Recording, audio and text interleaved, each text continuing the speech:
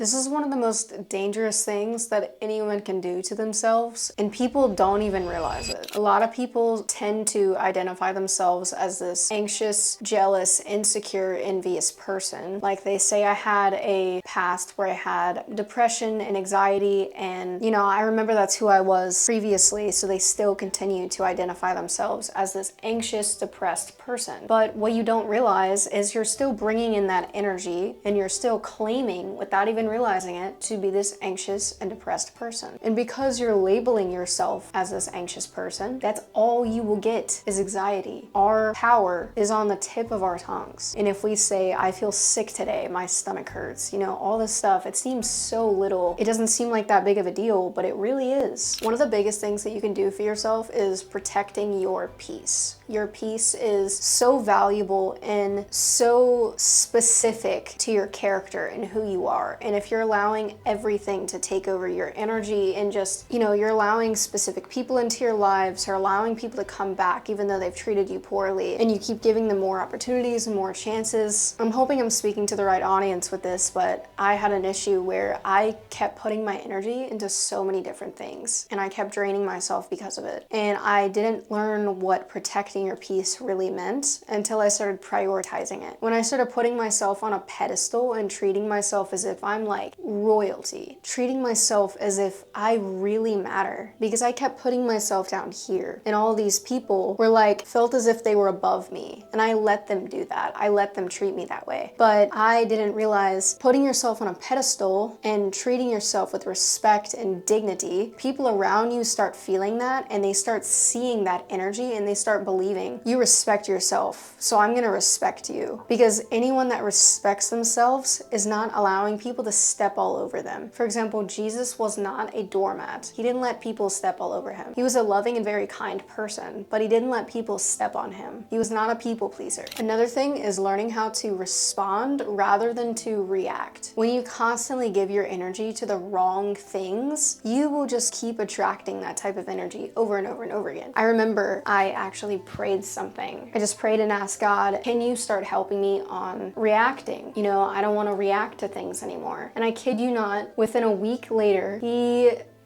this is so funny. This is why you gotta be careful with what you pray about, because he started sending people to me that actually just started saying the most weirdest things. Like I was typing on my phone one day, or I wasn't even typing. I was just like, I think I was scrolling on my emails or something like that, and this girl comes in and she just looks at me and she goes, keep scrolling, babe. Anyway, like I was saying, blah, blah, blah. And I'm like, okay, weird comment. So I didn't think much of it. Then the next day, someone else says something and I'm like, all right, bro. Like they said something about my appearance or something like that. And they're like, I could never do what you do. Like I could never wear makeup to the gym or something like that because I'd sweat it all off or something like this. I know what you're saying, but that landed a little like off-ish. You know what I'm trying to say? So it's like people just saying the most random things, and I remember the old version of me would actually react to things and I would overthink things and I'd be like emotionally attached to the comments that people are giving me. But when I actually learned how to separate myself from the problem and not react but rather respond, like for example, if I were to replay a scenario again and now the healed version of me would go through that again, let's say she's just like, keep scrolling, babe, I'd just be like, yeah, I was scrolling or something like that. It doesn't even matter. But it's like learning how to respond appropriately and not attaching your emotions to the problem. You're not the problem, they are. They have something to fix. That is their issue. A lot of people don't take this as serious as it should be either. Taking alone time to yourself. We tend to get lost in community and lost in people that care about us and, boyfriends, significant others, whatever you want to call them. We tend to get lost in those things and we forget about ourselves. We may become like codependent in some way. What I used to do is I would get super codependent on people to where by the time I get by myself, I don't want to be alone. I hated being alone. But now that I'm an adult and I have priorities and things to do, I just love being alone. It's like such a privilege, you know what I mean? But taking alone time is so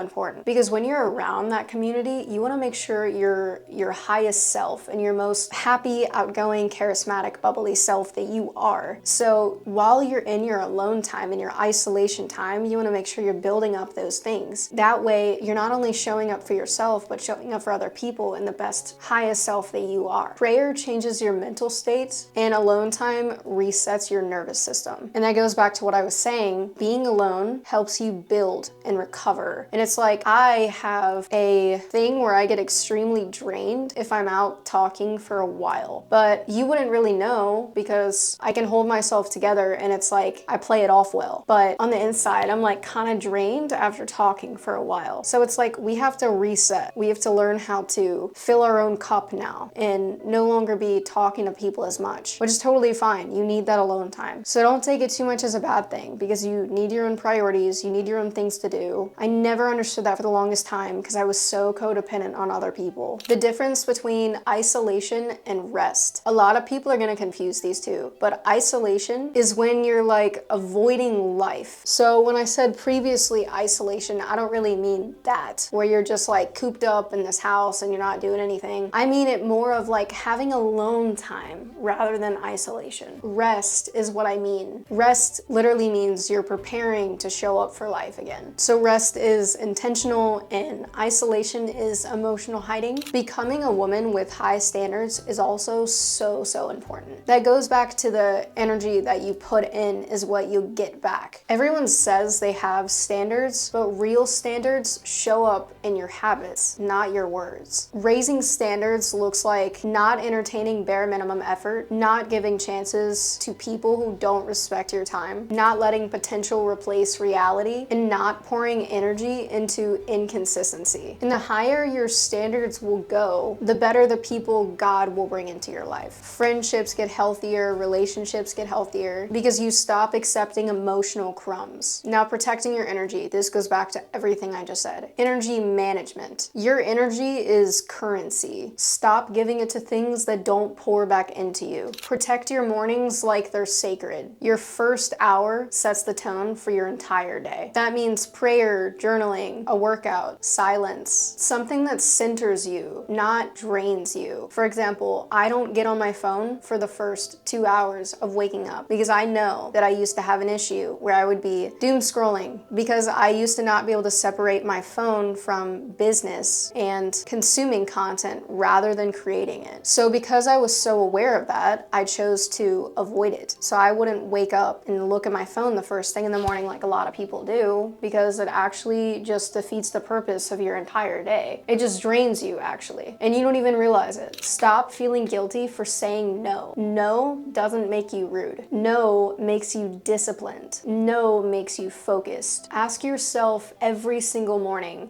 what does the highest version of me do today? What does she do? Who does she talk to? How does she act? How does she present herself? Who does she surround herself with? What is her mannerisms? How does she cook? How does she clean? What is she doing? She doesn't act from emotion, she acts from identity. Your habits will shift your identity. Small things like keeping promises to yourself just proves your confidence. Confidence means showing up for yourself in everything that you said you were going to do, you ended up doing. Confidence doesn't always mean physical appearance or mannerisms or the way you bring light into a room. It means confidence to yourself, showing up, acting as if this is your world, everyone else is just living in it. Consistency builds confidence. Show up, show up, show up. Doesn't matter what it is. Go to the gym, read a book, journal, meditate, pray. Whatever your hobbies are, do them. Show up for yourself. Do it. What's holding you back? Nothing. It's not time. It's not money. If it's time, you can make the time. I promise you, if you want it bad enough, you can make the time. You can rearrange things around your schedule. Make the time. Show up. Don't give up on yourself. If you want it bad enough and you want this dream life and you want to be successful and you want to make money, show up. Do this for you. This doesn't have to be about anyone else. It's about your goals. Being soft but strong. Being soft doesn't mean passive, and being strong doesn't mean masculine. The balance is knowing when to be gentle with yourself and when to hold yourself accountable. Feminine energy isn't people pleasing. It's emotional control. It's grace. It's showing up calm instead of chaotic. The quiet confidence, that's power. Think Angelina Jolie. She's literally the perfect example of this. Quiet confidence. She doesn't have to say anything. It's just her energy. Her sitting in a room. It's like people feel her aura. You know what I mean? Like people feel that. But it's like You don't have to think, ugh,